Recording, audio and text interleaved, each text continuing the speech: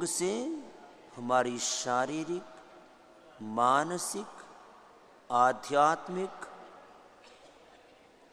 व्यष्टिगत और समष्टिगत दृष्ट अदृष्ट शक्तियों का जागरण होता है, वो पूरी तरह से अभिव्यक्त होती हैं। जरा कर लो, आप तो खाली प्रवचन सा सुन रहे हो, ये बात नहीं बनेगी। देखो, मैंने 5 बातें की थी। कंप्लीट एक्सप्रेशन, 1 से 5% ही हम अपने आप को एक्सप्रेस कर पाते हैं।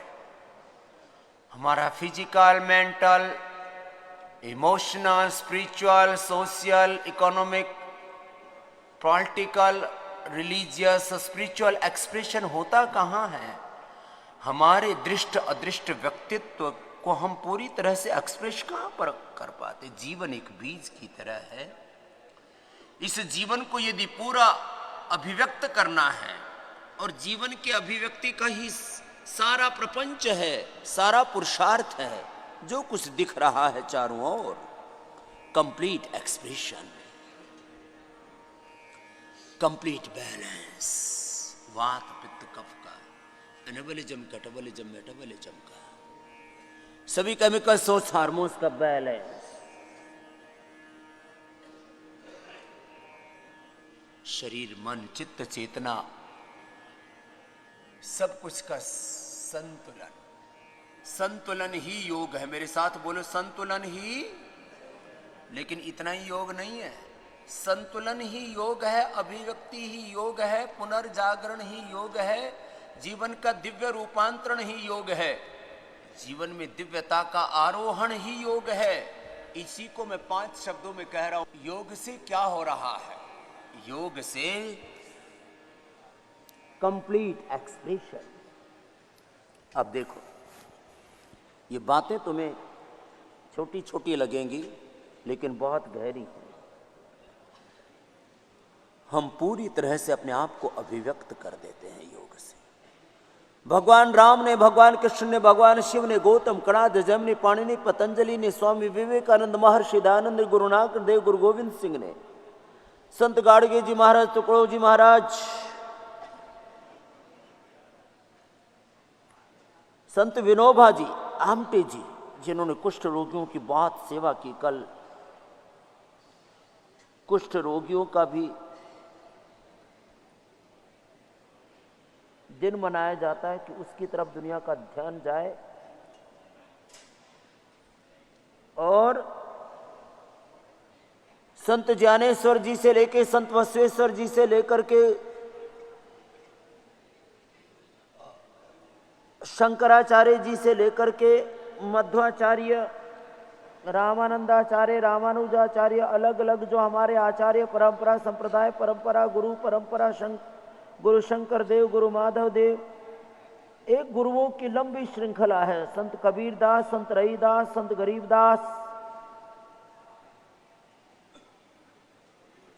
और प्राचीन और आधुनिक संतों की, ऋषि मुनियों की एक परंपरा रही है।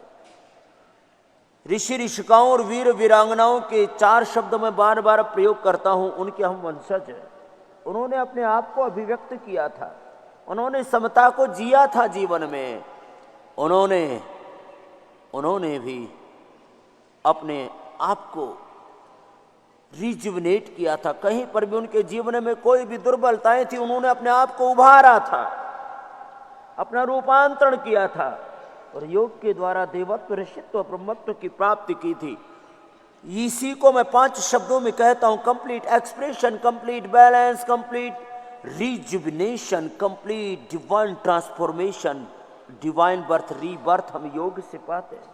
मंडूकासन, शशकासन ऐसे ही करते जाना।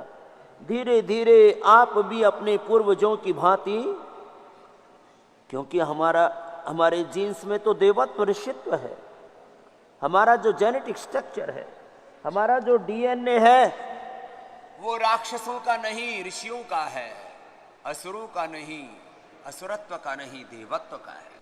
तो मैं कह रहा था आपसे, योग से तो जीवन पूरा रूपांतरित हो जाता है,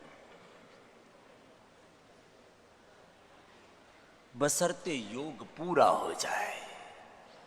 योग बहुत बड़ा तत्व है।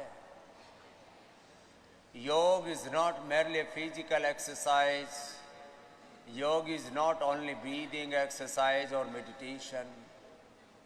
योग मात्र कोई कर्मकांड नहीं, मात्र कोई आसन प्राणायाम नहीं। योग तो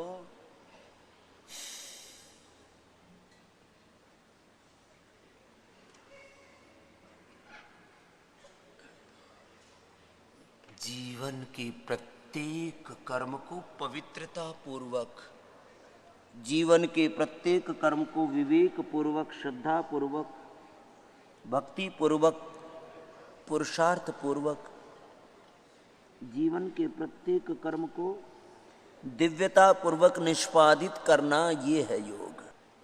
भगवान की शरणागति। तुम्हें कभी न भूलो प्रभु, यह ज्ञान दो, यह वरदान दो, ऐसा आशीष दो प्रभु, मेरा प्रत्येक कर्म तुम्हारी पूजा बन जाए। हे नाथ, हे नारायण, मैं तुझे भूलूं नहीं, सदा तेरे अंग संग रहूं। योग करते करते भी ऐसे ही भक्ति पूर्वक योग, ऊपर ऊपर से योग नहीं, अंतरतम की गहराई से, अंतस्थल की गहराई से